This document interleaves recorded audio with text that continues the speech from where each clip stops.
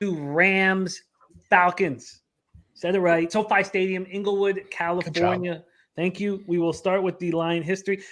I asked, a bunch of Canadians, I was like, how do you pronounce Atlanta's NFL football team?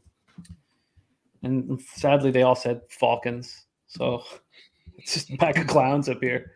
Yeah. Pack of fucking syrup. You guys are goofy bastards up there. Pack of fucking horse riding Mounties.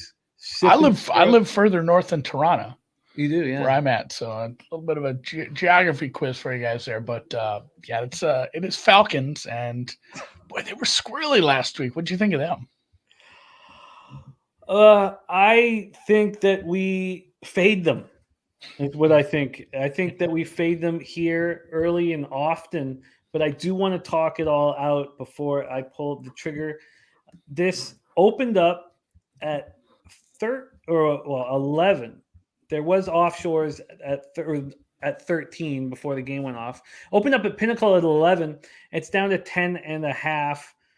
Then let's go over to the total here in this one. Opened up at 48, has dropped to 47. 48 to 47.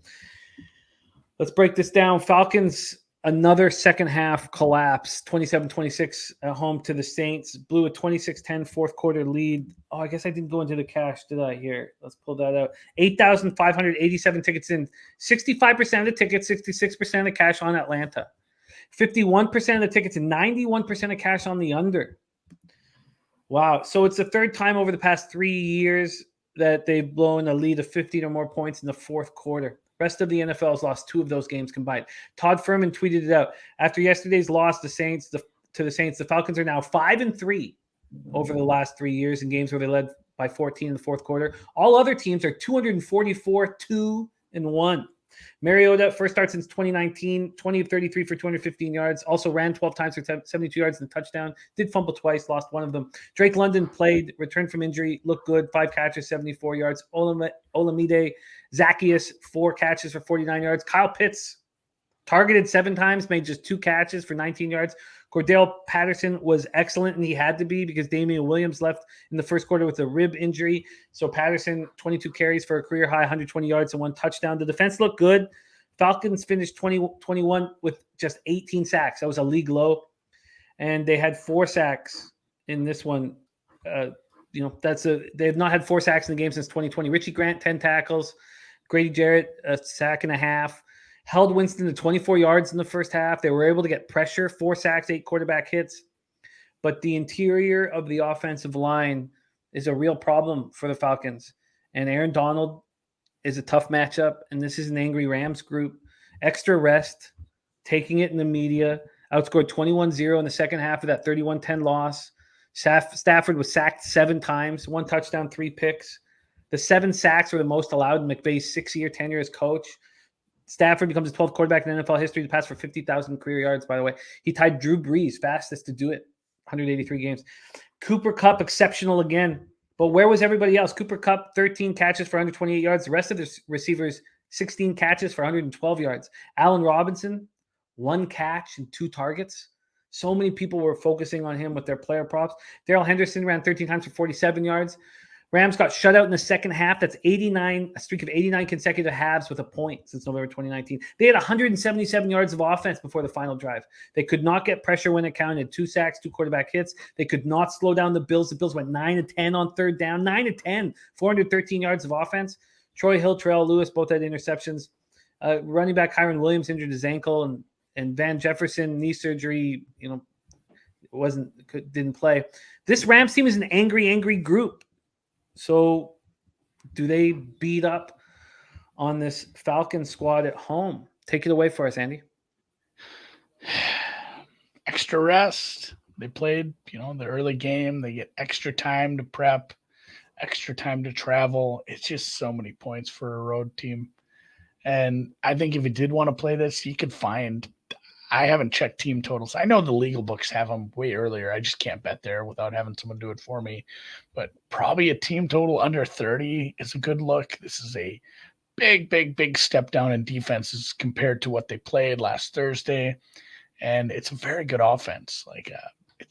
It's going from playing probably the best team in the league to playing one of the worst. And again, it's on the road. It's a lot of points to lay.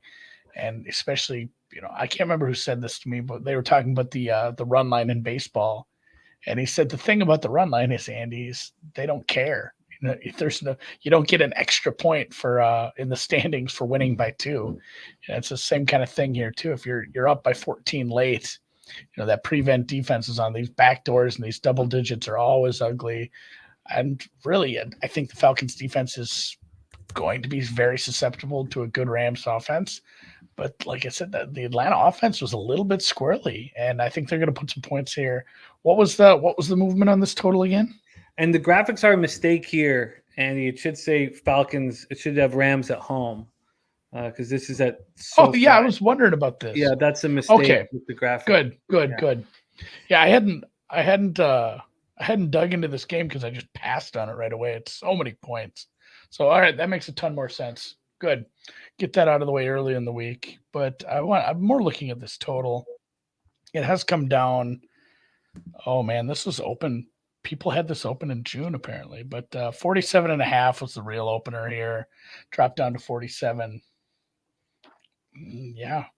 Rams team total. Long break against a bad defense. Honestly, maybe the over if I can make a case for that. The Rams are, they're probably going to be able to shut down whatever Atlanta wants to do passing, though. It's a pretty good secondary. Yeah, this is an ugly one that I want no part of for the most part. SoFi should be rocking again. Yeah, I think Rams are passing. Boy, it's a lot. I can understand staying away from the double digits full game. I can. I do think though after the beatdown, especially it occurring in the second half, should keep them sharp in the second half. I think this is just a beatdown, a full. Maybe here's a good point. If this is a close game at half, and by close I mean within a touchdown, you could probably just bet the Rams second half. The Falcons second half defense has been bad for a while now, and it just might be a game of attrition where wave after wave of getting hit by these Cooper Kupp, and even the running backs here.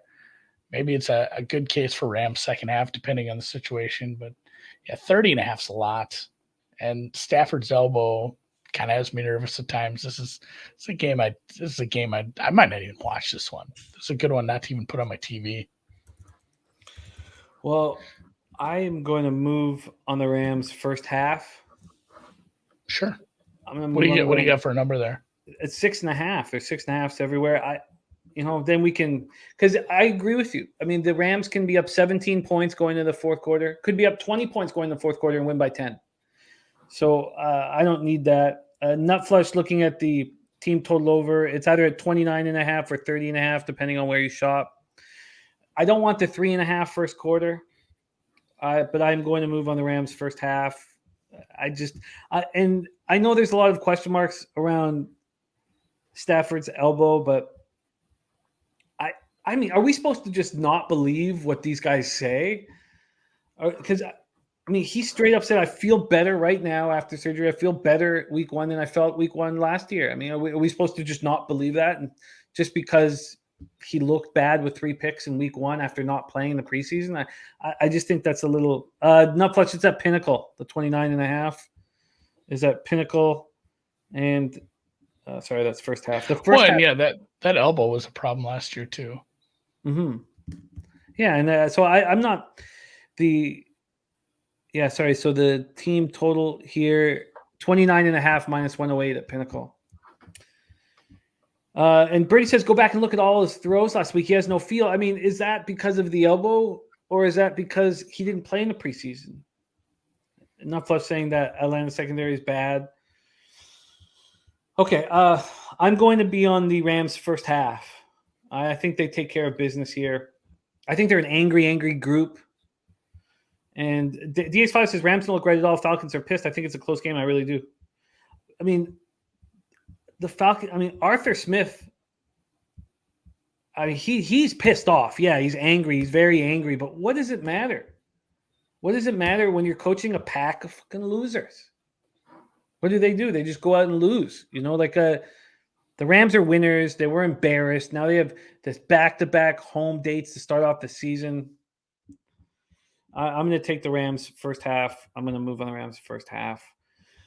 Okay. Yeah, it's such a difference in defenses from last week to this week. Maybe one of the biggest. So I don't hate it. Let's go. Rams just blow them out in the first half, and then maybe I shouldn't be worried about Atlanta. Backdoor. It's been a bad second half team. So let's go Rams. I'll cheer for you there.